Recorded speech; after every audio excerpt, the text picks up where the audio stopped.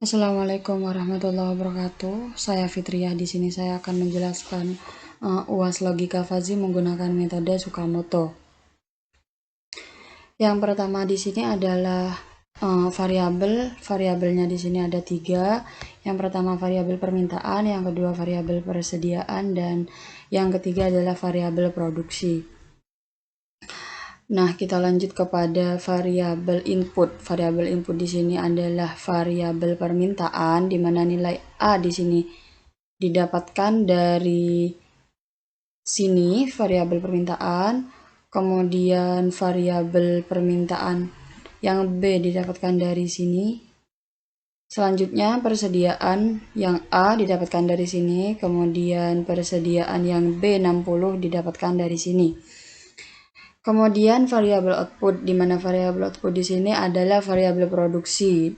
Nilai A-nya 150 didapatkan dari sini, kemudian nilai B-nya 250 didapatkan dari sini.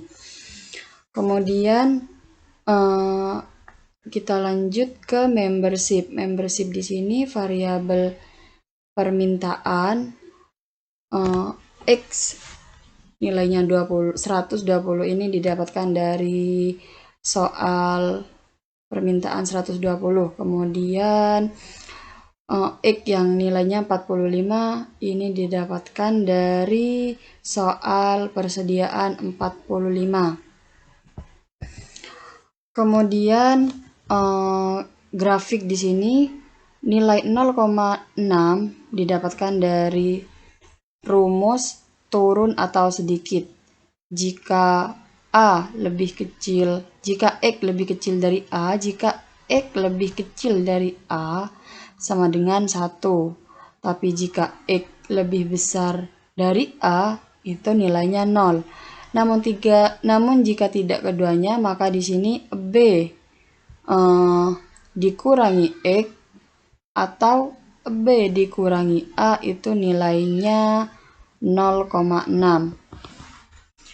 Kemudian 0,4 ini sama, tapi ini menggunakan rumus naik atau banyak. Kemudian persediaan di sini 45, sedikit di sini nilainya 0,375. Ini sama rumusnya seperti yang tadi, menggunakan rumus turun atau sedikit. Kemudian kita lanjut ke equivalensi untuk mendapatkan nilai alfa sama dengan 0,6 dibandingkan dengan 0,625. Nah, untuk roll 2 di sini 0,6 dibandingkan dengan 0,375. Dan untuk roll 3 di sini yaitu 0,4 dibandingkan dengan 0,625. Kemudian untuk roll 4 yaitu 0,4 dibandingkan dengan 0,375. Maka hasilnya di sini adalah 1,75 total keseluruhan. Dan untuk mencari nilai Z di sini adalah jika alfa sama dengan 1, maka hasilnya 150. Jika alfa sama dengan 0, maka hasilnya 250.